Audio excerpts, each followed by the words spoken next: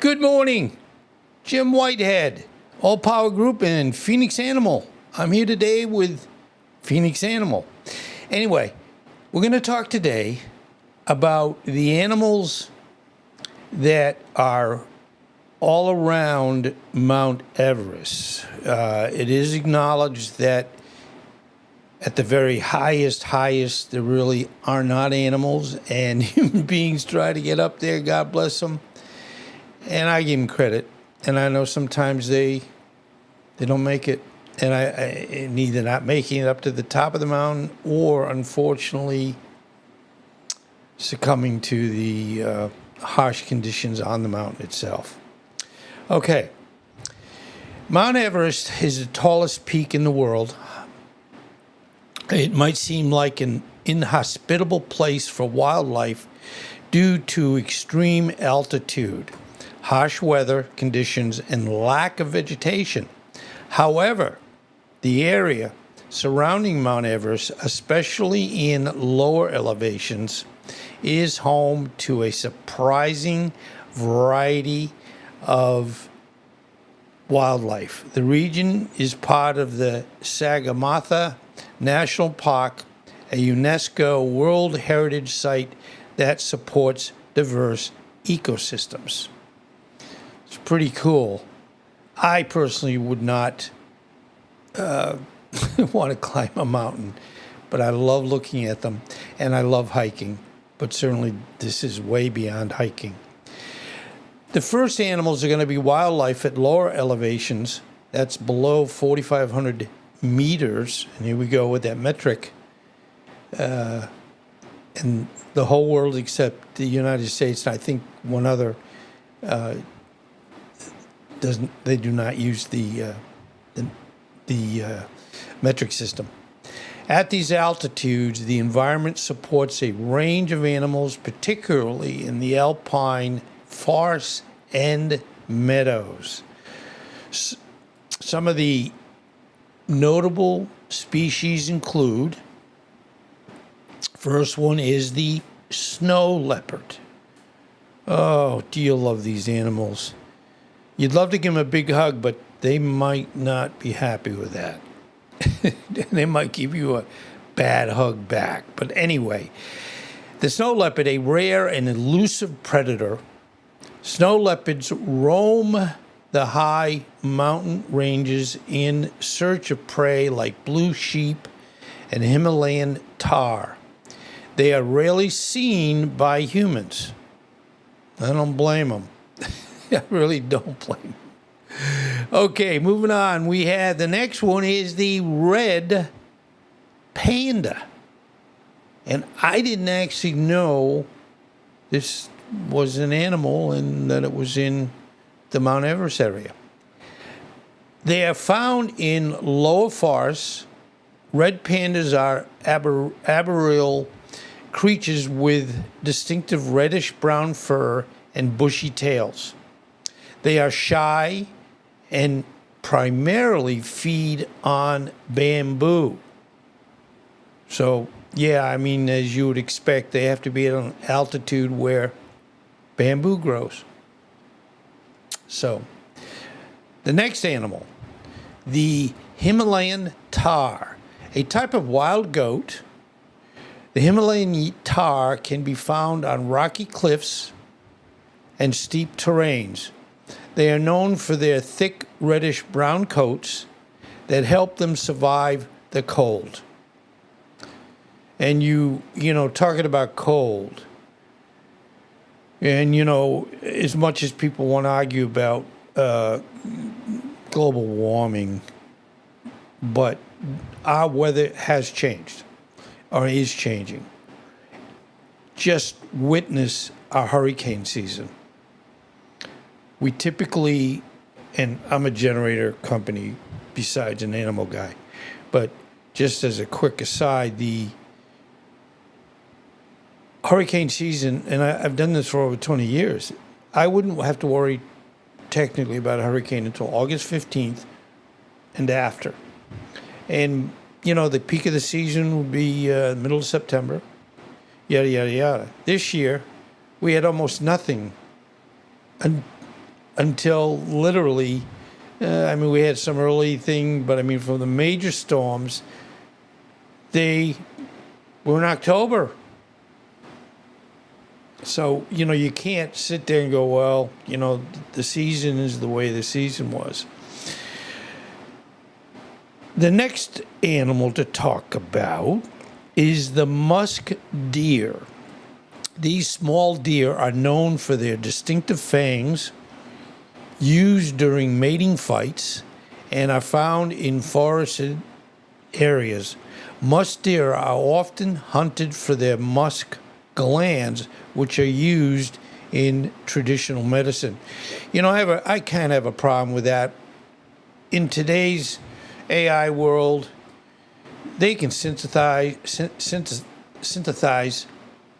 size almost anything in just giving what it needs to be, and you get a kick out of what, and when I say kick out, a printout of what you need to do to have that. So, taking any of these animals and using them for our medicine, I think is very unfair. Okay, the Himalayan monal. This brightly colored pheasant that the national bird of Nepal can be spotted in the alpine forests. Its iridescent feathers make it a striking presence. Yeah, beautiful. Okay. Monkeys are cool because they're, I don't want to say like us, but they are, and we're very close to them when you compare all the genetics. But they're smart and they're pretty cool. Anyway, this is the langur monkey. The gray langur are commonly seen in the forests and can adapt to a variety of elevations. They feed on leaves, fruits, and insects. Now let's go into the wildlife that's at the higher altitudes, and that's above 4,500 meters. The first one, as you ascend Mount Everest, the harsh conditions drastically reduce the diversity of life. However, a few species are specifically adapted to these cold, oxygen-poor environments.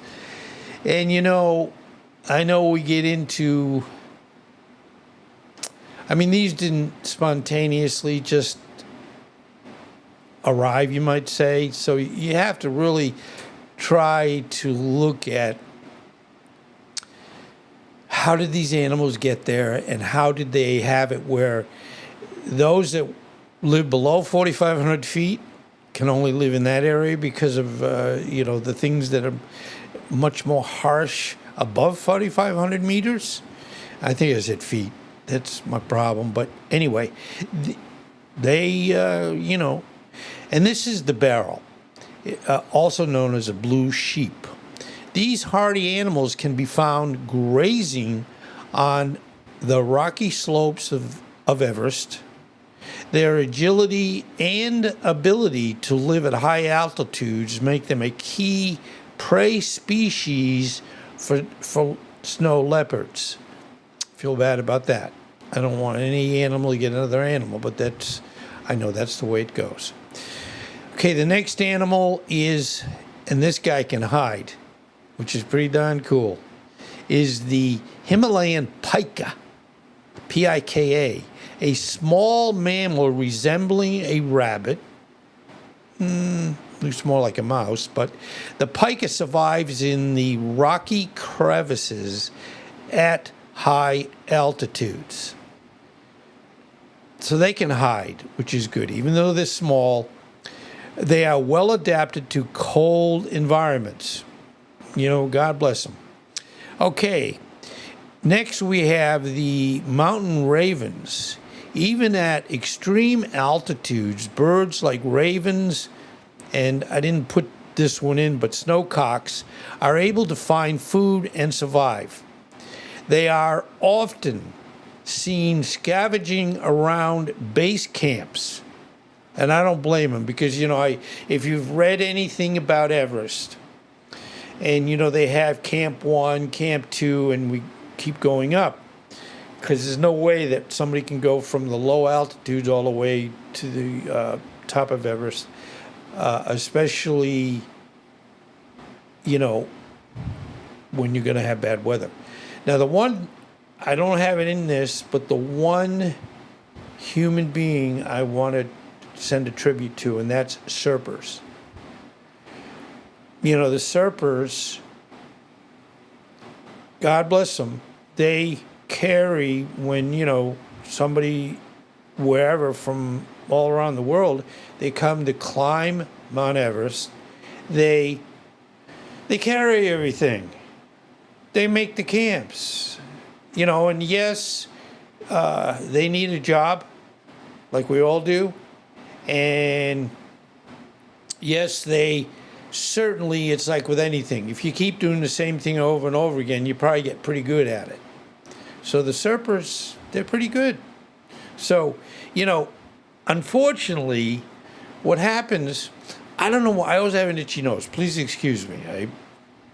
And I said on one of my other presentations, they say, itchy nose, you're going to kiss a fool. I don't know about on that. But unfortunately, there is so much trash that are left in these camps.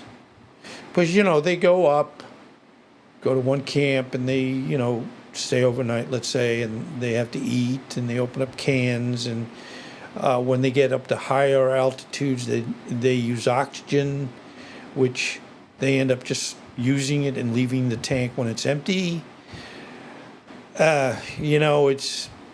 It really is kind of sad because this is a beautiful area, beautiful mountain, and it really is defaced with all the trash that's left. Now, we would hope our little raven here says, I'm going to help out, and I'm going to get rid of and eat some of that stuff. Anyway, the next one is the yak. Although domesticated yaks are common and serve as pack animals, wild yaks also roam the higher plateaus. And it's like you look at them and you go, are you going to argue with them? Probably not, but they are incredibly well adapted to cold climates and thin air, with thick fur and specialized lungs for high altitude breathing. Now, what happens, and again, this is a little part of a science class, we're at a pressure at sea level of 14.7 pounds per inch. Now, again, that's the English system. And that's pushing oxygen, in so many words, where we take it into our body. When you climb a mountain like Mount Everest, the higher you go, the lower the partial pressure. And consequently, the less oxygen you're going to get. Now, animals that are there all the time, they adjust to that. But human beings coming from Florida, let's say, almost below sea level, you really have to be able to take and work with, even though you're going to have oxygen. And a lot of mountain climbers, if they, in preparation, they go to higher altitudes. Because what is kind of neat, let's say I go to the Rockies and, I'm used to 14.7 pounds per square inch. And I go up to the top of, let's say, Pikes Peak, for example. That's 14,000 feet. I'm not sure what the actual partial pressure of oxygen, but it's much less than at ground level. And when I went there in, I think, 1989, we drove up. There's different ways of getting up to Pikes Peak, and we drove up. And yes, when we got to the top, I started walking from where we parked the car over to where they had a road race they were doing. I couldn't do it, and I'm much younger, in pretty good shape, and that's all just because the partial pressure of oxygen just wasn't high enough for my body to really get into my bloodstream the oxygen level that we needed. So all these animals that are above that 4,500 feet, you know, they get used to this and they can tolerate it. Now, let's just talk about the ecosystem for a minute. Vegetation and ecosystem support. The tree line in the Everest region is around 4,800 meters.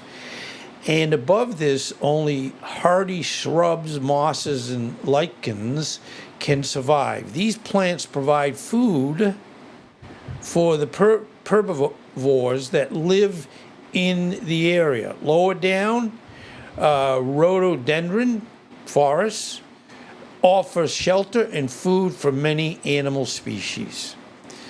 While Everest's extreme upper slopes are devoid of life, the surrounding regions support a fragile but resilient ecosystem, showing nature's incredible ability to adapt to even the most forbidding environments. So that's what we have for this morning. Now, I'm not exactly sure what I'm going to do this afternoon. Yesterday, I did how to start and run a generator business. And I know that was pretty particular, and it turned out, as usual, to be long. But I did it for 20 plus years, and I'm still doing it. So if I can help you with anything, I'm always here. But I want to thank you for being here this morning. It's special that you help me and you watch and subscribe. And I hope you're okay. Have a great day. Thank you.